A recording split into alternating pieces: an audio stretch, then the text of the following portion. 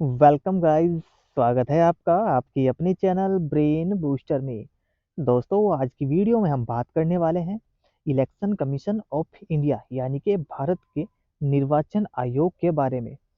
इस वीडियो में हम डिस्कस करेंगे निर्वाचन आयोग क्या है, इसके क्या कार्य हैं और इसके साथ साथ में कौन कौन से जो आर्टिकल हैं वह इससे संबंधित है।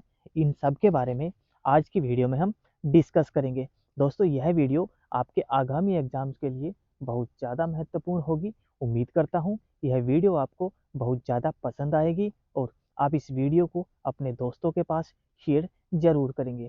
तो चलिए दोस्तों, शुरू करते हैं हमारी आज की video the election commission of India. देखिए, भारत का जो चुनाव आयोग है, थोड़ी सी डिटेल देख लेते हैं पहले इसकी क्या है।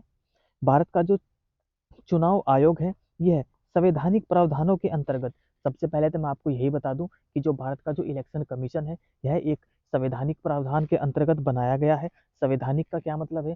जिसका वर्णन हमारे संविधान में दिया हुआ है उसे संवैधानिक आयोग कहा जाता है। तो हमारा जो इलेक्शन कमीशन यानी कि जो निर्वाचन आयोग है यह एक संवैधानिक आयोग है जिसे 1950 में बनाया गया था। यह एक स्थायी संवैधानिक निकाय है। इस चीज के ऊपर आपको फोकस करना है। यह क्या है? स्थायी संवैधानिक निकाय है। भारतीय संविधान, देखिए ये किस भाग में, प्रश्न ये बनता है किस भाग में है और इसका जो आर्टिकल है ये भी आपको पता होना चाहिए। देखिए, भारत का जो इलेक्शन कमीशन है यह भाग 15 में है और यह एक अखिल भारतीय निकाय है। ये भी आपको जानकारी होनी चाहिए। क्या है यह? अखिल भारतीय निकाय। अनुच्छेद 224 में इलेक्शन कमीशन ऑफ इंडिया का वर्णन किया हुआ है। बाकी जो इसके 325, 326, 327, 328 और 329 जो आर्टिकल हैं इन सब के बारे में हम डिस्कस अभी करेंगे। तो दोस्तों, पहले आपको इतनी बातें पता होनी चाहिए। हमारा जो इलेक्शन कमीशन है यह एक संवैधानिक आयोग है, पहली बात ये। दूसरी बात क्या है? 1950 के अनुसार ये बनाया गया है। तीसरी बात, भाग 15 में ये वर्णित है। चौथी बात, यह एक अखिल भारतीय निकाय है। पांचवी बात, और इसे अनुच्छेद 324 के तहत रखा गया है। ठीक दोस्तों, चलिए थोड़ा सा आगे बढ़ते हैं। अब देखिए, यह राज्यसभा और लोकसभा के दोनों सदनों के साथ साथ राज्य विधानसभाओं के चुनाव के संचालन के लिए जिम्मेदार होता है। तो दोस्तों देखिए, इलेक्शन कमीशन ऑफ इंडिया यह राज्यसभा के जो चुनाव होंगे उसके लिए भी जिम्मेदार है और लोकसभा के लिए जो चुनाव होंगे उसके लिए भी यह जिम्मेदार है। इसके साथ साथ दोनों सदनों के साथ साथ यह राज्य विधानसभा के जो चुनाव होते हैं उनके संचालन की जो जिम्मेदारी है वह भी चुनाव आयोग के पास ही है। दोस्तों, मेरा कहने का मतलब केवल इतना सा है, यदि राज्यसभा के चुनाव होंगे तो उनका भी संचालन करेगा इलेक्शन कमीशन। यदि लोकसभा के चुनाव होंगे तो उसका भी जो संचालन करेगा इलेक्शन कमीशन करेगा। और इसके साथ साथ राज्य की जो विधानसभा है वह चाहे केरल की है, तमिलनाडु की है, उत्तराखंड की है, उत्तर प्रदेश की है, इन सब के जो चुनाव है उनका जो संचालन की जिम्मेदारी दी गई है यह जिम्मेदारी इलेक्शन कमीशन को दी गई है। ये भी बात आपको पता होनी चाहिए। देखिए, यह जो केंद्र शासित प्रदेश है उनके लिए राष्ट्रपति, उपराष्ट्रपति और विधानसभा के चुनाव के लिए भी जिम्मेदार है। तो दोस्तों, बस कहने का मतलब इतना ही है कि ये जो ग्राम पंचायत के चुनाव होते हैं इन चुनावों को छोड़कर बाकी जो संपूर्ण क्षेत्र का जो चुनाव कराता है उसकी जो जिम्मेदारी होती है वह जिम्मेदारी चुनाव आयोग की होती है। चुनाव आयोग अनुच्छेद 324 में दिया गया है, भाग 15 में दिया गया है। यह एक संवैधानिक निकाय है। ये कुछ बातें जो आपको यहाँ पर अभी तक आपको समझ में आई होगी। दोस्तों, यदि आपको वीडियो पसंद आए तो आप वीडियो को लाइक जरूर करें, अपने दोस्तों के पास शेयर जरूर करें। दोस्तों, सब्सक्राइब आप लोग जरूर कर लें, साथ में बेल आइकन को ऑन कर लें ताकि हमारी जो आने वाली वीडियोस हैं उनका जो नोटिफिकेशन है वह भी आप तक पहुंचता रहे। चलिए दोस्तों, इसी के साथ हम थोड़ा सा आगे बढ़ते हैं। ठीक है दोस्तों, हम थोड़ा सा जल्दी इसलिए चल रहे हैं ताकि हमारी जो वीडियो है थोड़ी जल्दी खत्म हो जाए। हमारा नया चैनल है, इस वजह से हम थोड़ी लंबी वीडियो नहीं बना सकते। ठीक है दोस्तों, तो हम थोड़ा सा फास्ट चलेंगे, आप बस थोड़ा सा समझते हुए चलना। अब देखना ईसीआई की पृष्ठभूमि। अब हम देखते हैं historical background of election commission of India. ये जो ईसीआई लिखा हुआ है इसका मतलब होता है इलेक्शन कमीशन ऑफ इंडिया। अब हम इसका हिस्टोरिकल बैकग्राउंड देखते हैं। 25 जनवरी 1950 को संविधान के अनुरूप चुनाव आयोग का गठन किया गया। प्रश्न बन सकता है कि चुनाव आयोग का गठन कब किया गया? तो 25 जनवरी 1950 को किया गया और 2001 में आयोग ने अपनी स्वर्ण जयंती मनाई। ठीक है दोस्तों, प्रारंभ में आयोग में केवल एक मुख्य चुनाव आयुक्त था। जब इलेक्शन कमीशन ऑफ इंडिया का गठन किया गया। इसमें एक मुख्य चुनाव आयुक्त था। बोर्ड में अब 2 चुनाव आयुक्त और 1 मुख्य चुनाव आयुक्त है, यानी कि टोटल यदि चुनाव आयुक्त की हम बात करें तो 3 होते हैं, जिनमें 1 मुख्य चुनाव आयुक्त और 2 उसके सहायक चुनाव आयुक्त होते हैं। ठीक है दोस्तों, चलिए थोड़ा आगे बढ़ते हैं। 16 अक्टूबर 1989 को पहली बार 2 अतिरिक्त आयुक्तों की नियुक्ति की गई। हालांकि उनका कार्यकाल सिर्फ 1 महीने का था, जो 1 जनवरी 1990 को समाप्त हुआ। 1 अक्टूबर 1993 को 2 और चुनाव आयुक्त नियुक्त किए गए। तब से बहुसदस्यीय आयोग की अवधारणा अस्तित्व में आई, जिसमें बहुमत के आधार पर निर्णय लेने का अधिकार होता है। यदि किसी मुद्दे को लेकर या किसी वाद को लेकर इनके बीच में किसी प्रकार का मनमुटाव होता है, तब बहुमत के आधार पर फैसला लिया जाता है। यानी कि 2 जो आयुक्त हैं और 1 आयुक्त है, यदि 2 आयुक्त किसी निर्णय के पक्ष में हो गए तो फैसला उसी ओर सुना दिया जाता है। चलिए अब हम देखते हैं महत्वपूर्ण आर्टिकल्स देखते हैं। चुनाव आयोग के से संबंधित जितने भी महत्वपूर्ण आर्टिकल, अब हम उन्हें एक एक करके पढ़ेंगे। इसके बाद हम कार्य देखेंगे, फिर इसका कार्यकाल देखेंगे, इसके साथ में इसका क्या महत्व है ये भी हम देखेंगे। तो दोस्तों ऐसे करते करते हम अपनी वीडियो को अंत तक चले जाएंगे। तो दोस्तों उम्मीद करूंगा कि वीडियो आपको पसंद आ रही है, और बस मेरी आपसे रिक्वेस्ट है कि आप सब्सक्राइब जरूर कर लें। हमारे 100 सब्सक्राइबर तो आप प्लीज़ कंप्लीट करवा दें, और अपने एक दोस्त के पास प्लीज़ प्लीज़ प्लीज़ मेरी आपसे रिक्वेस्ट है, एक दोस्त के पास आप जरूर शेयर करें और उसे भी सब्सक्राइब करने के लिए कहें। चलिए, अनुच्छेद 324 मैंने आपको बताया, अनुच्छेद 324 चुनाव के पर्यवेक्षण, निर्देशन, नियंत्रण से संबंधित चुनाव आयोग की शक्तियों से संबंधित है। सीधी बात करूं तो सबसे पहला जो आर्टिकल है 324 ही है। चुनाव आयोग का वर्णन किया गया है 324 में। 325 देखिए, ये बहुत महत्वपूर्ण है। धर्म, मूल वंश, लिंग, जाति के आधार पर शामिल करने या बहिष्कृत करने का कोई विशेष प्रावधान नहीं है। यानी कि किसी भी व्यक्ति को उसके धर्म, वंश, लिंग, जाति के आधार पर बहिष्कृत नहीं किया जाएगा, ना वोट डालने के लिए और ना ही चुनाव लड़ने के लिए। 326 संसद के दोनों सदनों के चुनाव में सार्वभौमिक वयस्क मताधिकार का पालन किया जाना चाहिए। यानी कि यदि प्रश्न आए कि वयस्क मताधिकार का जो वर्णन किया गया है वह किस आर्टिकल में किया गया है, तो वयस्क मताधिकार का जो वर्णन किया गया है वह आर्टिकल 326 में किया गया है। ठीक है दोस्तों, ये बात आपको याद रखनी है।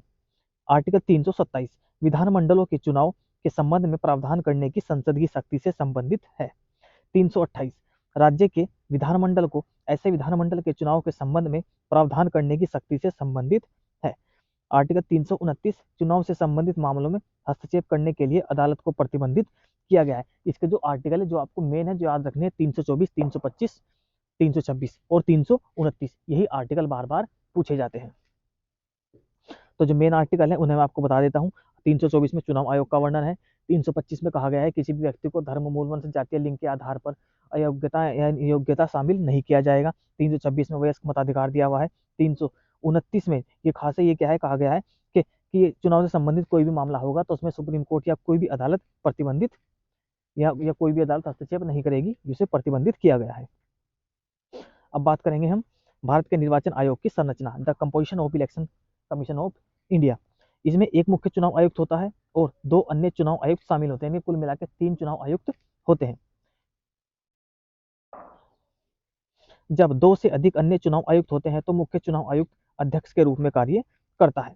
इन सभी कार्मिकों की नियुक्ति भारत के राष्ट्रपति द्वारा की जाती है। यानी कि जितने भी जो कार्मिक होते हैं, जो चुनाव आयुक्त होते हैं, इनकी जो नियुक्ति की जाएगी वह भारत के राष्ट्रपति के द्वारा की जाएगी, और राष्ट्रपति के द्वारा ही इनकी जो सेवा शर्तें हैं वह निर्धारित किए जाते हैं। क्या इन्हें भत्ता मिलेगा, क्या इनकी सेवा शर्तें होगी, इन सबको निर्धारण करने का जो अधिकार होता है वह भी राष्ट्रपति के पास ही होता है।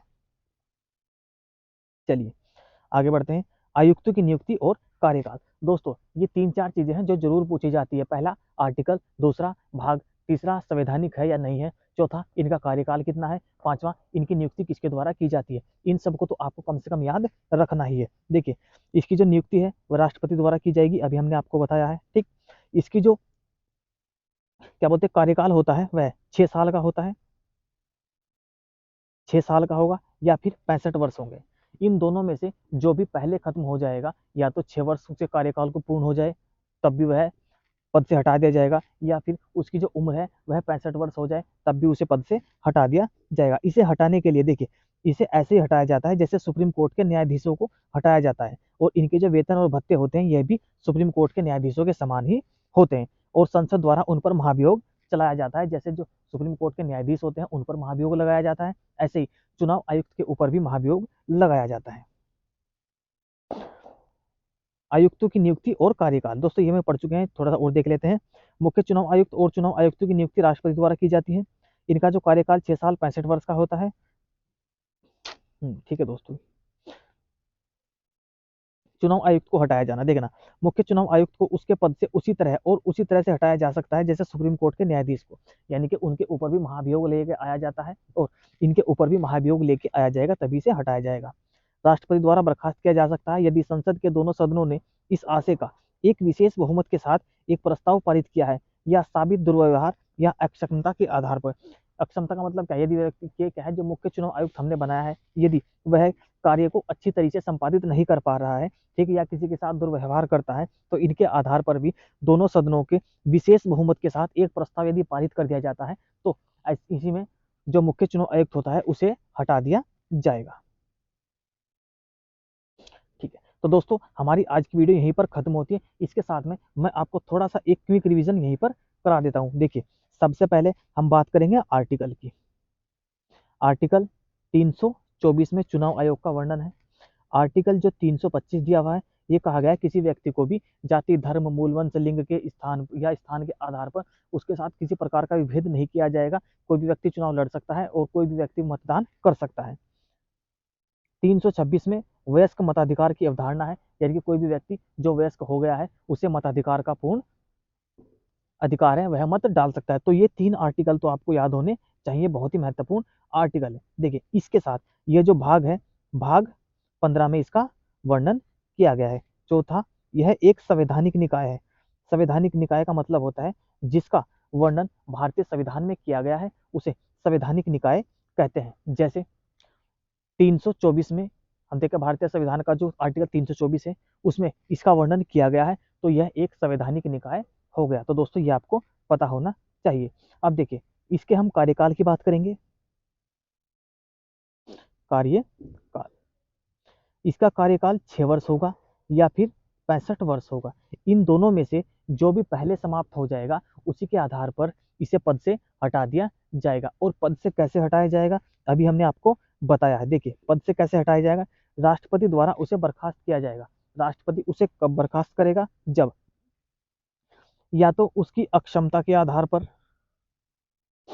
अपने पद की जो निर्वहन है वह अच्छी तरह से नहीं कर पा रहा है तो उसे हटा दिया जाएगा, या फिर दुर्व्यवहार के आधार पर वह किसी व्यक्ति के साथ ऐसा दुर्व्यवहार करता है जो उसे नहीं करना चाहिए, तब भी राष्ट्रपति द्वारा उसे हटाया जा सकता है। और ऐसा कब हटाया जाएगा, जब संसद के जो दोनों सदन है इस आशय के साथ एक विशेष बहुमत पारित कर देंगे। विशेष बहुमत पारित होगा तभी इसे हटाया जा सकता है। यानी कि सुप्रीम कोर्ट के न्यायाधीश को जैसे हटाया जाता है महाभियोग द्वारा, इसी तरह महाभियोग द्वारा ये जो इलेक्शन कमीशन ऑफ इंडिया के मुख्य आयुक्त हैं इन्हें हटाया जाएगा। तो दोस्तों ये कुछ चीजें हैं जो आपको पता होनी चाहिए। तो दोस्तों मैं उम्मीद करता हूँ आज की वीडियो आपको बहुत ज़्यादा पसंद आई होगी।